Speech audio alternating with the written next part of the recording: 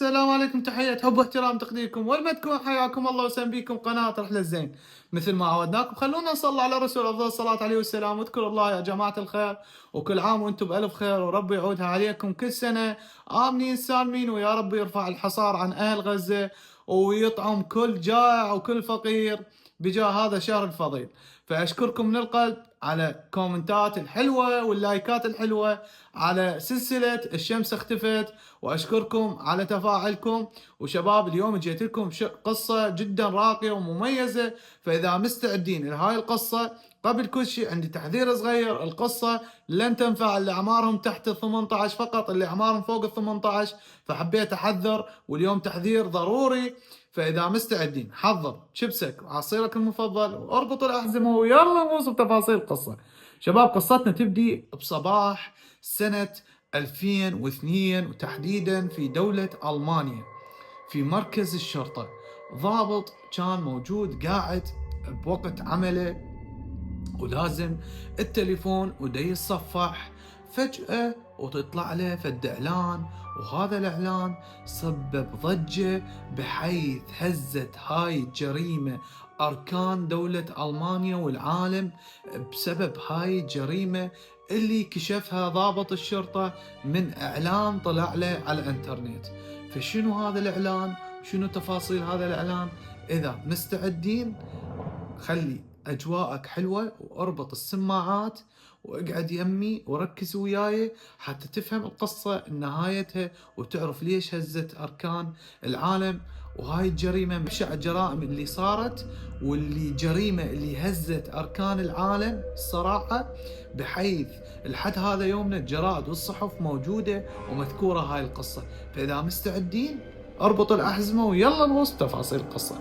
شباب تبدي قصتنا بسنة 2002، وبدأت القصة تحديدا في دولة ألمانيا.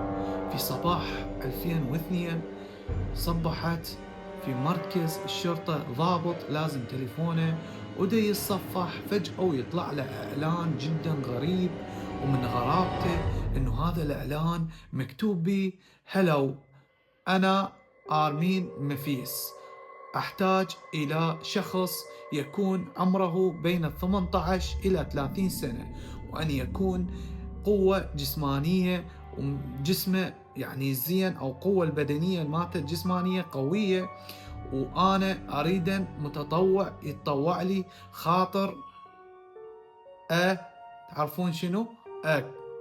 فهمتوا؟ شغلتين فهمتوا لو لا؟ المهم، فبعد ما شاف الضابط هذا الشيء على طول الضابط انصدم وظل مصدوم من الشيء اللي شافه. فعباله انه هو اعلان عادي، فجأة ويدخل الضابط على التعليق ويشوف انه اكو شخص متبرع له ومتطوع لهذا الشخص آرمين مفيس. على طول الضابط اتجه للضباط البقية اللي موجودة وياه بالمركز وراواهم الشيء. فعلى طول الضباط ضحكوا، قالوا له: هل من المعقول انه اكو شخص يسوي هذا الشيء وينشره على الانترنت؟ اكيد هي هاي مزحة او شيء عادي او شيء تافه، انه مجرد شخص يجوز مختل عقليا او فد شيء، لان ماكو من الشخص العاقل يسوي هذا الامر. فعلى طول بعد ما راواهم التعليق راواهم الامر، على طول الشرطة استعدت واخذ دورية وانطلق باتجاه بيت هذا اسمه آرمين مافيس. اوكي، راح تقول لي: زين منين عرفوا عنوانه؟ عنوانه خاله بالاعلان اللي قلت لكم عليه، اللي ضابط اول ما جاي يتصفح على طول اخذوا السيارات واتجهوا الى بيته. فبعد ما طرقوا الباب فجأة ويطلع لهم آرمين مفيس، وبدأ الضابط يتحاور وياه، قال له: احنا عندنا القاء قبض عليك بسبب هذا الاعلان اللي منتشر واللي انت طالب منه. قال لها: اي عادي، وانا طلبت هذا الموضوع. فتفاجئوا من الشرطة من المنطقة، على طول دخلوا الشرطة للبيت حتى يفتشونه ويعرفون شنو موجود بالبيت. واذا فجأة وهم يفتشون واحد من الضباط على طول راح واجى بعقله انه يدخل للمطبخ. فدا يفتش بالمطبخ، واذا يشوف قدامه الثلاجة. فبعد ما فتح الثلاجة وهنا الصدمة الكبيرة، ففتح الفريزر او الثلاجة ويلقي عبارة عن 25 كيلو كيس من اللحم ما اقدر اقوله. فهمتوا؟ من اللحم اللي طلبه هو بالاعلان، لقوه بالفريزر موجود.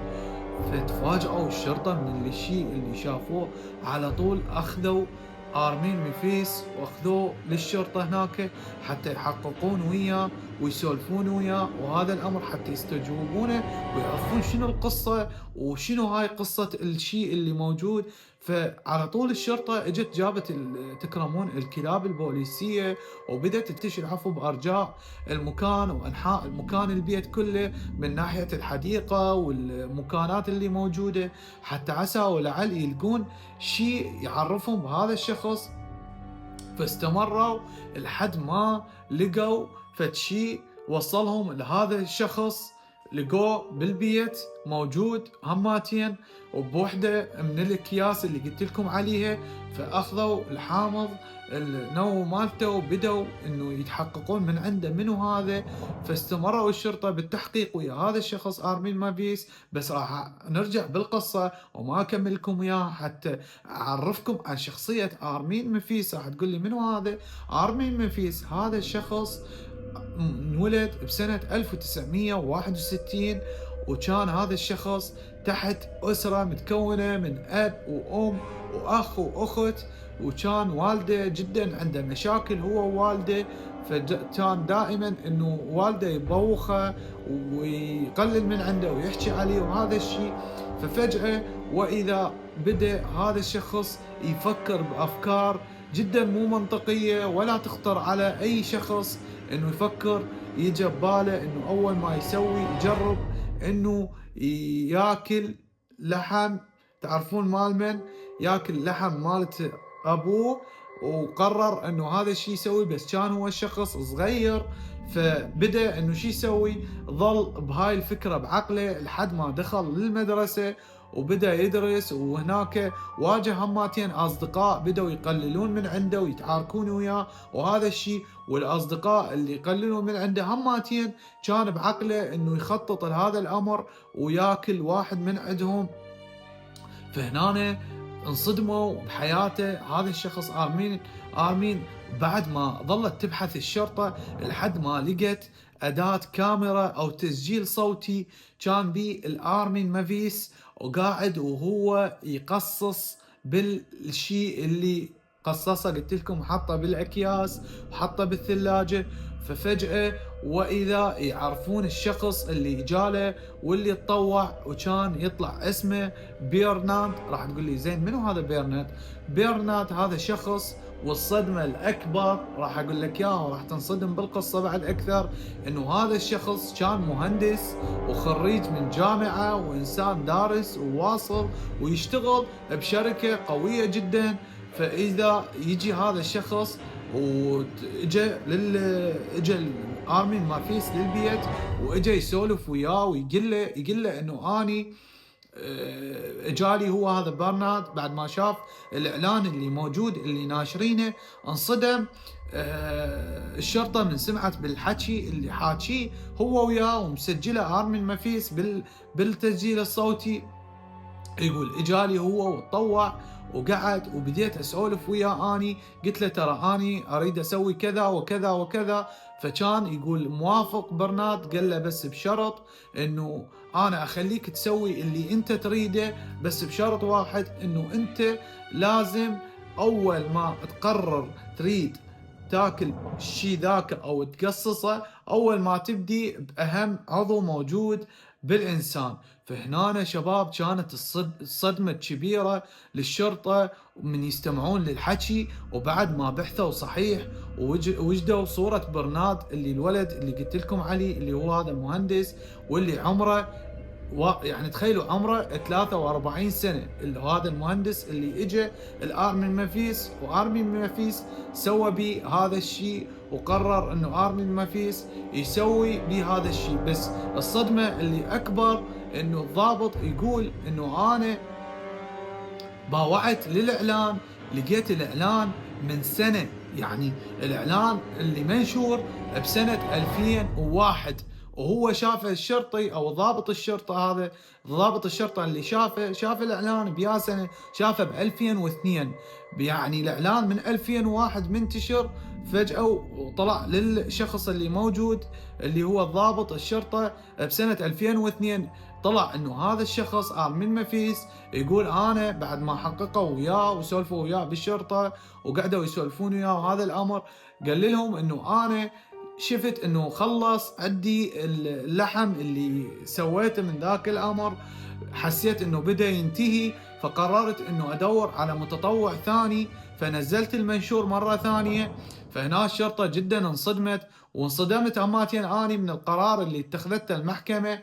اتخذته قرار انه فقط سجن 8 سنين بحق ارمين مفيس، لان ارمين مفيس انه الشخص اللي اجى عبارة عن كان يعني بكامل ارادته هو متطوع لهذا الشخص، يعني المهندس اللي اجى وصارت الامر وقصصوا هذا الامر، يعني ارمين مفيس ما جبره، اجى ذاك بكامل ارادته، والمشكله ذاك مهندس وعمره 43 سنه، الصدمه الاكبر. تمام. فظلت الشرطه والعالم انه تناشد هذا الامر، تقول لهم شلون يعني واحد ياكل لحوم بشريه تحكمون عليه بهذا الحكم، لان هذا الحكم ابدا غير مقبول. فرفضته الناس وبدت ترفع شعارات الناس وتغضب باتجاه المحكمة، لحد سنة 2005 أو 2006 قرروا أنه يحاكمونه بالسجن المؤبد. وحاليا موجود هذا الشخص ارمين مفيس حي وعايش وموجود لهذا يومنا بالسجن، وظل بالسجن المؤبد. فأنتم شنو رأيكم شباب بهذا الأمر الغريب اللي مرات لا تصدقون بأي شيء تشوفونه على الانترنت؟ أنا حبيت أنه لهنا وصلنا احنا لنهاية القصة، بس القصة بها عبرة وبيها غرابة وبيها شيء مرعب. يعني مرات تجازف انت بحجة انه تريد تشتغل بمكان او تريد تحصل لك وظيفة بمكان، فتروح تبحث وتطلع لك اشياء على الانترنت، فلا تحاول انه تصدق بهذا الامر، لان نادرا ما يطلع حقيقة. اكو اشخاص ياما صارت امور بسبب هذا الامر، واللي ابسط من المثال راح اقول لكم انه هذول اكو اشخاص يعرضون سيارات، اكو اشخاص يعرضون شغلات، تمام، يوعدك يقول لك تعال لي بذاك المكان، فجأة تجي انت لهذا المكان اذا راح تفقد حياتك او راح يصير لك شيء لا سامح الله، او امور لا تحمد عقباها. فانتم لازم تنتبهون لهذا الامر. فحبيت انزل لكم هاي القصة بهذا الشهر الفضيل حتى عبرة ونصيحة لكل شخص، لا تثق باي شيء موجود على الانترنت منا لمن تاخذ وياك شخص اكبر من عندك او افهم من عندك، او تروح تسولف للي اكبر من عندك حتى ينطيك الشيء الصحيح او الاختيار الصحيح اللي يقول لك بيه، او الحل الصحيح اللي تتجه او تختاره. فما يصير تقرر وحدك، لان احنا حتى لو صير اعمارنا ايش قد تكبر لازم تاخذ الشيء او الحكمه من الشخص اللي اكبر من عندك، مثلا ابوك او امك او اي شخص اكبر من عندك، حتى انت تكون يعني انت تكون انسان صحيح. لازم تتخذ القرارات ويا شخص اكبر من عندك، ما يصير تاخذ القرار وحدك وتتجه بهذا الامر، لان اكو اشخاص يعني ناس يستغلون هذا الامر من طريق الانترنت، يحاول انه يستحوذ على اعضائك مثلا لا سامح الله، او يحاول يستحوذ على مالك او جسدك او روحك او هواي اشياء. تمام. فحاولوا تنتبهون هذا الامر، ويا ريت انه القصه نالت اعجابكم، واشكركم من القلب جميعا. ويا ريت انه القصه جميله وحلوه، بس هي بيها بعض الامور فلا تخافون من عندها، بس انا حبيت انه انصح بيها الناس اللي اكو يروح على اله هواه مجرد ما يلقي شيء قدامه على طول يركض عليه. لا تركض على اي شيء، لازم تدرسه وتفتهمه صح، يلا تتخذ القرار الصائب. تمام. لان دائما القرارات المتسرعه دائما بها سلبية أكثر من إيجابيتها.